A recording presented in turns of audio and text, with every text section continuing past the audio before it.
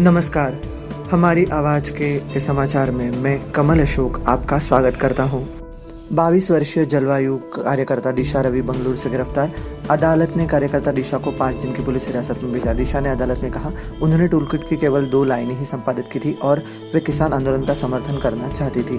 Delhi police ने कहा था कि दिशा ने टूलकिट दस्तावेज को संपादित किया है और वे उसे तैयार करने एवं उसका प्रचार करने की मुख्य षड्यंत्रकारी है।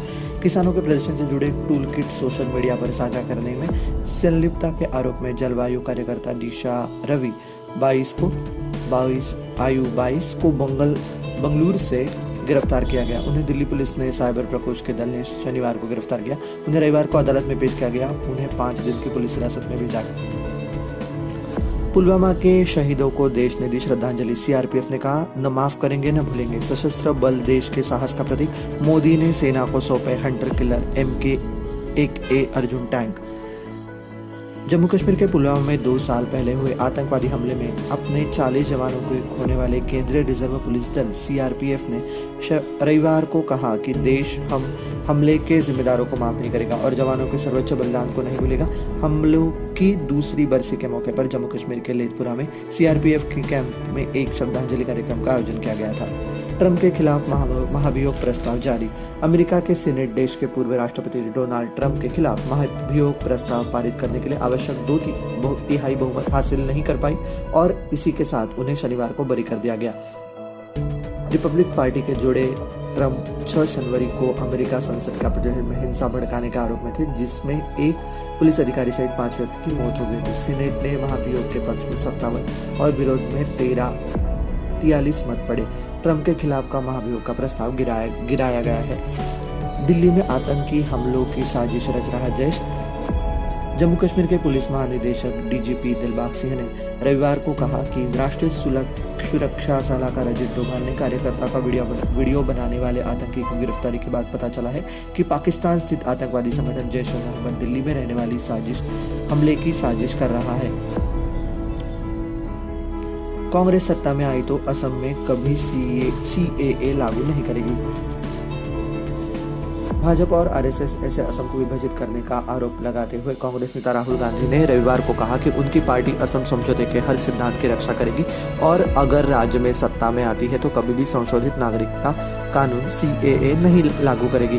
विधानसभा चुनाव से पहले असम में पहली रैली को संबोधित करते हुए गांधी ने कहा कि राज्य को अपने मुख्यमंत्री की जरूरत है जो लोगों की आवाज सुने, न कि जो नागपुर और दिल्ली की आवाज सुने।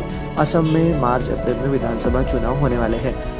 त्रिवेदी को जानबूझकर दी गई सदन के दुरुपयोग की इजाजत। तृणमूल के मुख्य सचेतक ने राज्य सभापति को पत्र लिखकर कहा। तृणमूल कांग्रेस TMC के रविवार को आरोप लगाया कि शुक्रवार को राज्यसभा की सदस्यता से इस्तीफा देने वाले दिनेश त्रिवेदी ने सदन का इस्तेमाल किया है और उन्हें इनके कुटिल राजनीतिक उद्देश्य के लिए सदन का दुरुपयोग करने दिया गया। त्रिवेदी के इस्तीफा देने की घोषणा के बाद तृणमूल कांग्रेस ने उनकी आलोचना की और उन्हें कृतज्ञ करार दिया। वहीं भाजपा ने कहा कि अगर वे आते हैं तो उनका स्वागत किया जाएगा। पश्चिम बंगाल में विधानसभा चुनाव से पहले बड़ी संख्या नेताओं में ममता बनर्जी की पार्टी छोड़ने के बीच त्रिवेदी को इस्तीफा दे दिया है। सड़क हादसों में मरने वाले सबसे ज्यादा भारतीय। विश्व बैंक की बनाई हुई एक रिपोर्ट के अनुसार महज 1% वाहन है, लेकिन 11% मौत भारत में है। पिछले 1 दशक में भारतीय सड़कों पर 13 लाख लोगों की मौत हुई है। इनके अलावा 50 लाख लोग घायल हुए।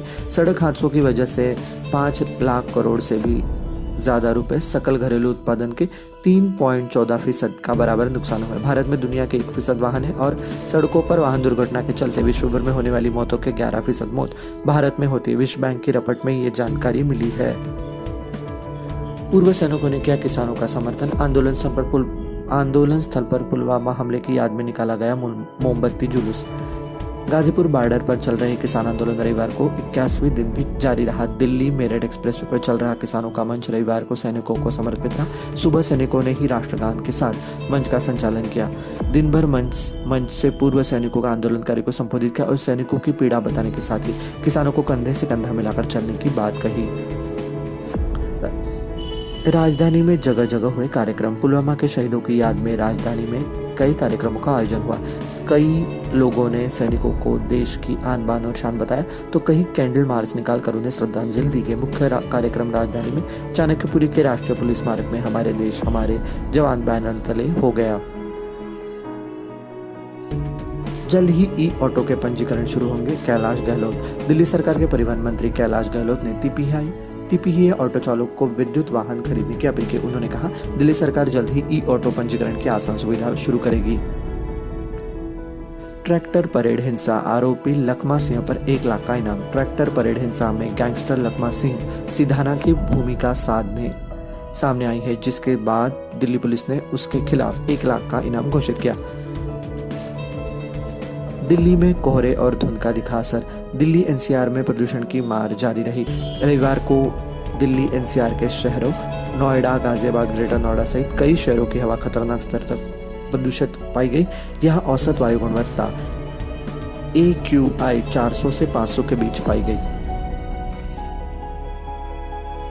दिल्ली का शादीपुर ब्रिज हुआ 50 साल का। उत्तरी दिल्ली नगर निगम के रविवार को शादीपुर ब्रिज के 50 वर्ष पूरे होने के अवसर पर स्वर्ण जयंती का कार्यक्रम आयोजित किया गया। इस अवसर पर मुख्य अतिथि के रूप में विजय कुमार मल्होत्रा, भाजपा दिल्ली अध्यक्ष आदेश गुप्ता, उत्तरी दिल्ली के महापौर जयप्रकाश समेत स्थायी समिति अध्यक्ष छैल बिहारी गोस्वामी, नेता सदन योगेश वर्मा उपस्थित रहे।